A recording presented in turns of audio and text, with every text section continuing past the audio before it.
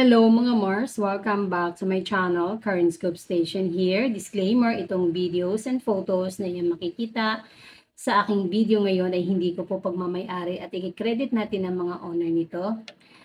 But before tayo magsimula, gusto ko lang po kayong lahat babatiin mga Mars na happy Mother's Day po sa inyong lahat.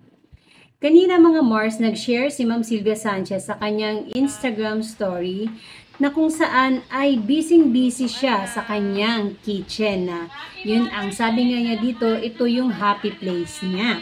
Kasi nga mahilig magluto si Ma'am Sylvia Sanchez at masarap siya magluto. Nag-e-enjoy siya habang siya ay nagluluto dahil alam niya ang mga inihandang lulutuin ay para sa kanyang mahal sa buhay at ito talaga ang nilulook forward ng kanyang pamilya, ang kanyang mga niluluto. Ang marami siyang ayudante dito, parang ang dami nilang lulutuin mga Mars. Dahil nga Mother's Day ngayon at darating daw ang kanyang mga anak. So, marami po silang bisita today, mga Mars.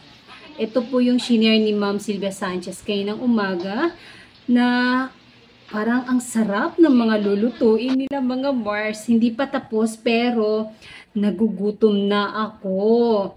And laging sinasabi talaga ng mga anak ni Ma'am Sylvia Sanchez na masarap nga talaga magluto si Ma'am Sylvia Sanchez. Kaya lahat sila magpupuntahan, hindi lang siguro mga anak ni Ma'am Sylvia Sanchez, baka mga sister-in-law niya, mga brother-in-law, ganon, sa side ng kanyang asawa.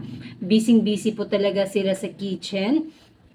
At habang kumikilos nga si Ma'am Sylvia Sanchez, ay sobrang saya po siya sa kanyang ginagawa.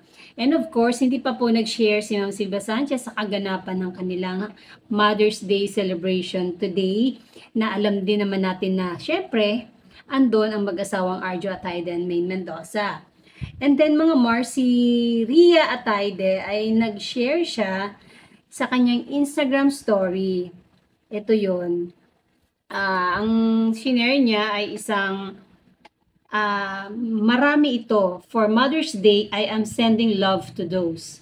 Sabi dito, who cannot be a mother, who are expecting a child, who have lost a child or children, who long to be a mother, who have lost their mother, who have never had a mother, who have chosen not to be a mother, who have experienced a miscarriage, who have adopted or are a foster parent, who have lost connection with their child or children, who are struggling with their role as a mother, who have difficult relationship with their mother, who have been denied or abandoned by their mother, who are mothers, and all others who need love on Mother's Day. Ayan.